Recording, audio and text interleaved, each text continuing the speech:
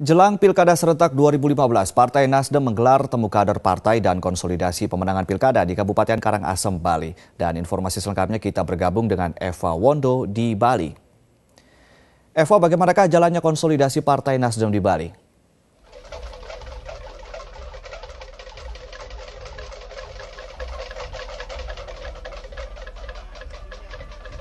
Ya, Ade, temu kader dan konsolidasi pemenangan Pilkada Serentak Partai Nasdem ini digelar di Taman Sukasada Ujung, Kabupaten Karangasem, Bali. Acara ini digelar di Kabupaten Karangasem karena memang Kabupaten Karangasem merupakan salah satu basis kuat dari Partai Nasdem. Acara ini mengangkat tema Tanhana, Dharma, Mangrua, yang artinya tidak ada kebenaran yang mendua. Sehingga meskipun Partai Nasdem saat ini tengah didera berbagai ujian, namun Partai Nasdem tetap berada pada jalan atau pada jalur yang benar. Dan acara ini dihadiri sekitar 10.000 simpatisan dan juga kader Partai Nasdem seprovinsi Bali. Acara ini digelar untuk membangkitkan semangat dan juga menyatukan barisan jelang Pilkada Serentak yang akan digelar pada 9 Desember 2015. Dan berikut kita simak orasi kebangsaan dari Ketua Umum Partai Nasdem, Surya Paloh. Melihat kesiapan langsung para kader kita dalam kesiapan menghadapi Pilkada Serentak pada 9 Desember yang akan datang. Dan untuk itu, sekali lagi saya mengajak para hadirin semuanya untuk memberikan aplaus kepada pasangan-pasangan calon kita dari Partai Nasdem. Secara khusus di sini, saya juga berterima kasih kepada tuan rumah, calon kita Mas Dipa.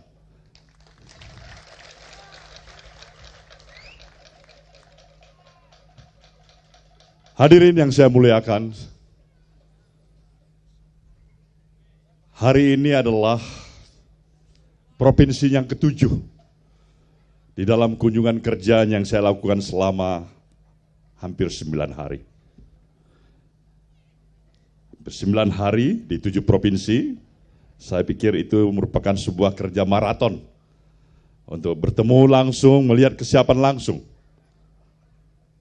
para kader fungsionaris Partai Nasdem, mendengarkan bagaimana keluhan-keluhan dari para kader kita, melihat mimik wajah mereka, ekspresinya, intonasi suaranya, apakah mereka masih tetap gagah seperti kader partai yang saya kenal sebelumnya.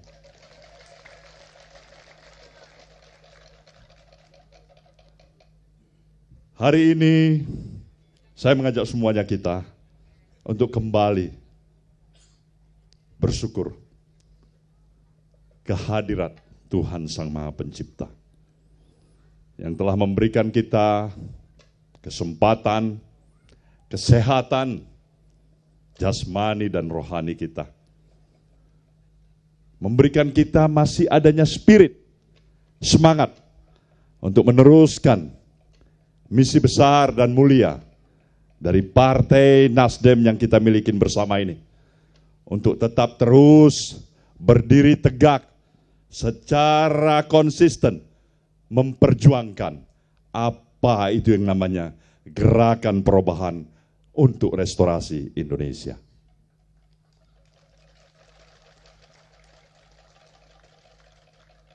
Bangsa ini bersyukur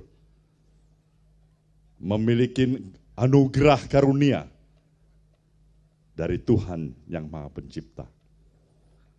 Tidak semua bangsa-bangsa di dunia memiliki anugerah yang luar biasa seperti apa yang kita miliki di negeri kita ini.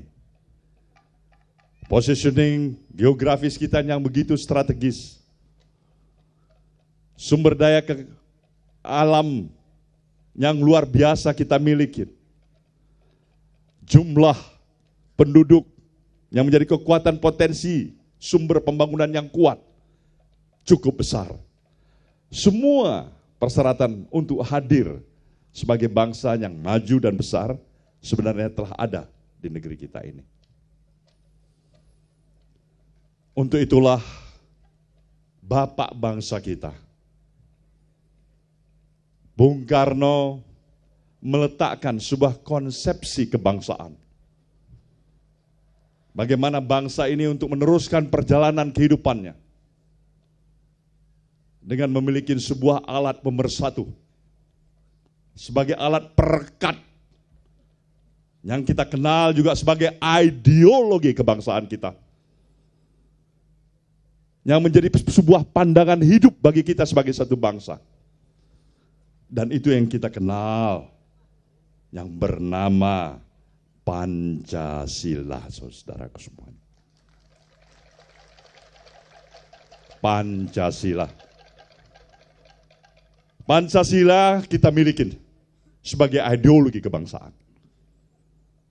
Pancasila ini adalah sebuah mahakarya yang digali dari konsepsi, gagasan, ilham, pemikiran anak bangsa ini sendiri dari bumi Indonesia.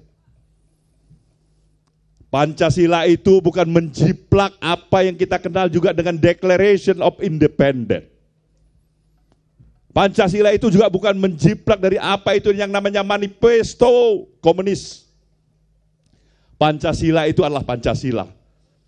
Pancasila itu memang dimaksudkan untuk bagaimana dia sebagai alat pemersatu, karena Indonesia dengan segala keanekaragamannya, dengan segala perbedaan yang ada, adat, istiadat, budaya, suku, agama, haruslah menjadi suatu penguatan bersama di dalam lindungan alat pemersatu ideologi yang bernama Pancasila.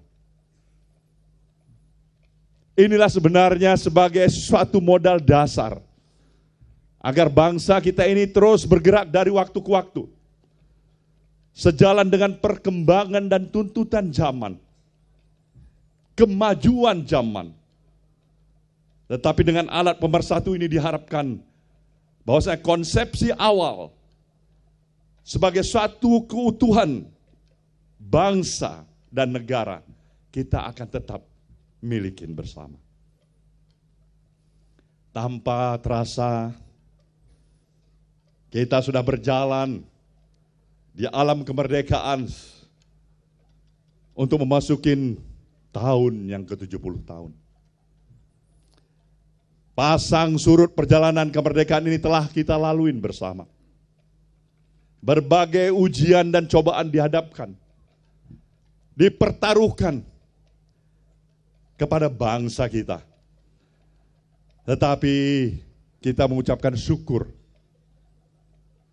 bahwasanya keutuhan kita sebagai satu bangsa sampai saat ini masih kita miliki.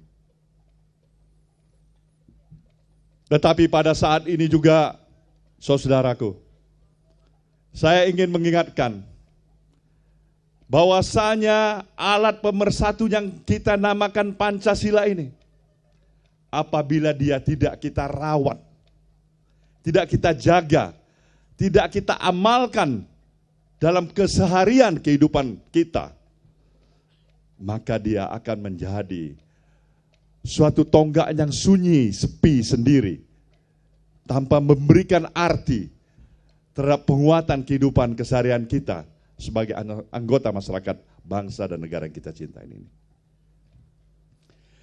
Inilah yang mengilhamin pemikiran kenapa Partai Nasdem ini didirikan. Kenapa Partai Nasdem ini didirikan? Partai Nasdem ini didirikan memang dimaksudkan untuk terus mengawal landasan ideal sebagai konsepsi konsensus kebangsaan yang kita miliki.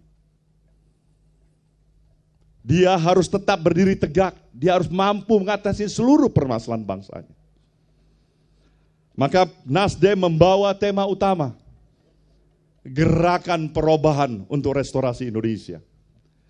Gerakan perubahan restorasi Indonesia ini adalah dimaksudkan untuk terus mengingatkan kita sebagai saudara sebangsa dan setanah air, agar seluruh aspek kehidupan yang kita miliki dengan semua Otentifikasi keindonesiaan kita, adat istiadat budaya yang kita milikin, semangat pluralisme yang kita milikin, haruslah tetap terjaga.